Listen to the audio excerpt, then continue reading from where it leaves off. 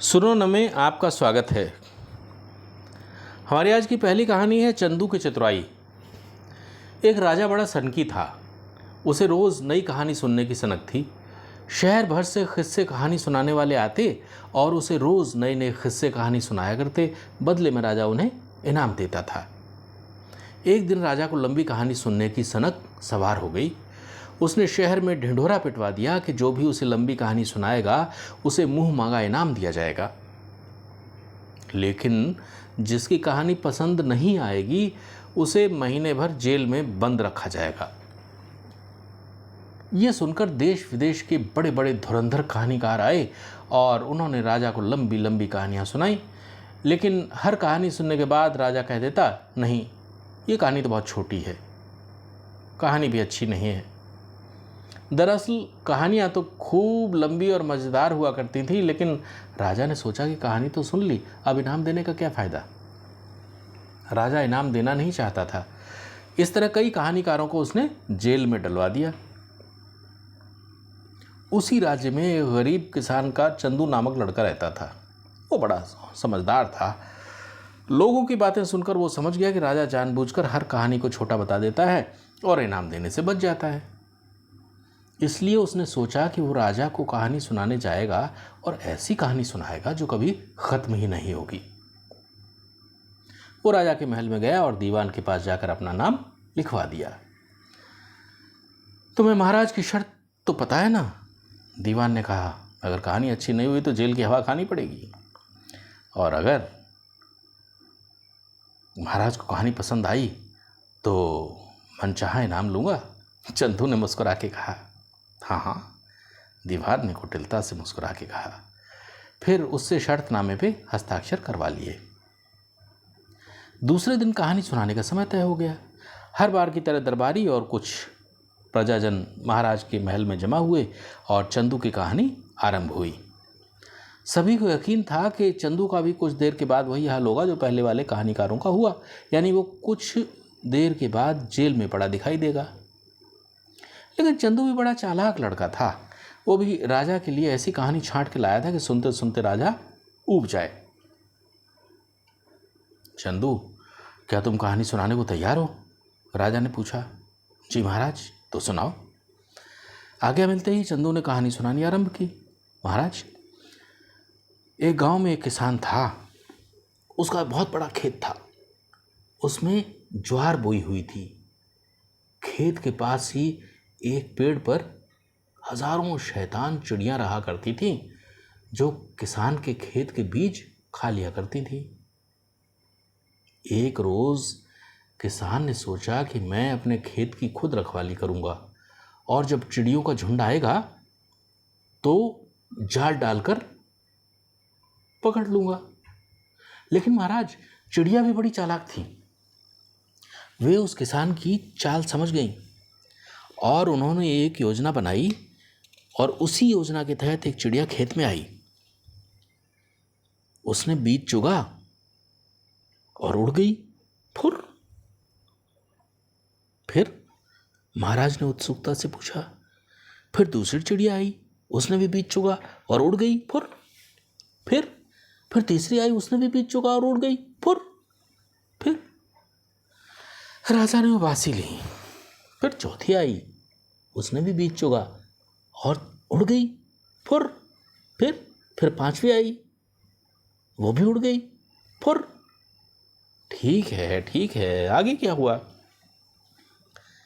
अभी पहले सारी चिड़ियां आने तो दे महाराज, कहानी तभी तो आगे बढ़ेगी। फिर छठी आई, वो भी उड़ गई, फुर। ठीक है। उसकी फुर फुर से उकता के राजा बोला, अब फुर फुर ही करते रहोगे? अरे चलो, मान लिया कि सारी चिड़ियां आईं और उड़ गईं, फुर। नहीं महाराज, सारी चिड़ियां अभी नहीं आएंगी, एक एक करके आएंगी। हजारों चिड़ियां हैं। सातवीं आई और वो भी उड़ गई, फुर। अब राजा चंदू की चतुराई समझ गया कि ये महीनों फुर फुर करके चिड़ियां उड़ाता रहेगा और ये कहानी कभी खत्म होगी ही नहीं। मैं इसे दंड भी नहीं दे सकता। सचमुच चंदू बहुत समझदार लड़का है, इसलिए इसकी कहानी सबसे लंबी बता के इसे मुंह मांगा इनाम देने में ही भलाई है। ये सोचकर महाराज ने कहा, अरे भाई चंदू, अब तुम अपनी फुर बंद करो। मैं समझ गया कि तुम्हारी कहानी सबसे लंबी है और अच्छी भी है। अब तुम बोलो कि तुम्हें क्या इनाम चाहिए। महाराज, मेरा इनाम यही होगा कि आप जेल में पड़े सभी कहानीकारों को मुक्त कर दें और उन्हें इनाम देकर विदा करें। महाराज, किसी कलाकार को बिना कारण सताना या दंडित करना अच्छी बात नहीं है। इससे राजलक्ष्मी रुष्ट हो जाती है और जहाँ ऐसा होता है वहाँ का राज्य और राजा दोनों ही नष्ट हो जाते हैं।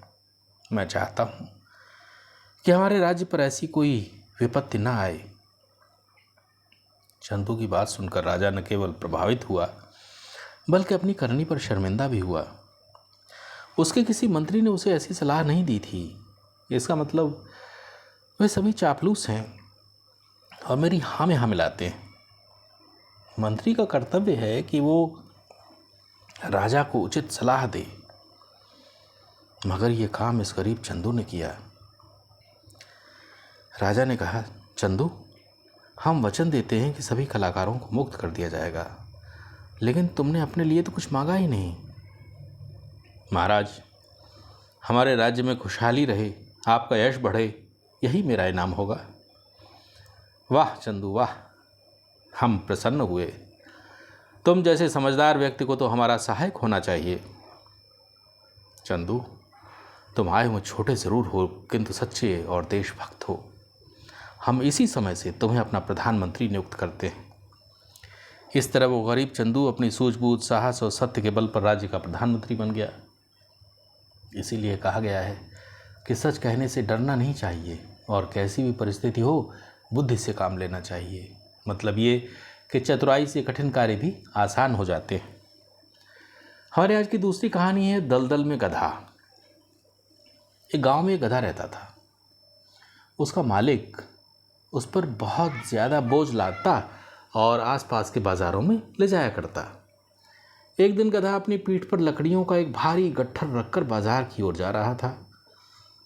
जब वो एक दलदल पार कर रहा था तो अचानक मेंढकों के एक झुंड के बीच गिर पड़ा।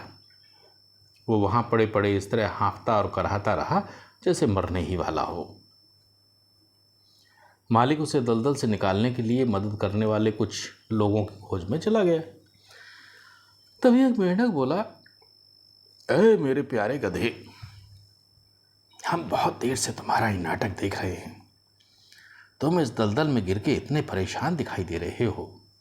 ज़रा ये तो सोचो कि यदि तुम्हें इस दलदल में रहना पड़ता जैसे हम इतने वर्षों से रहते आ रहे हैं तो तुम क्या करते?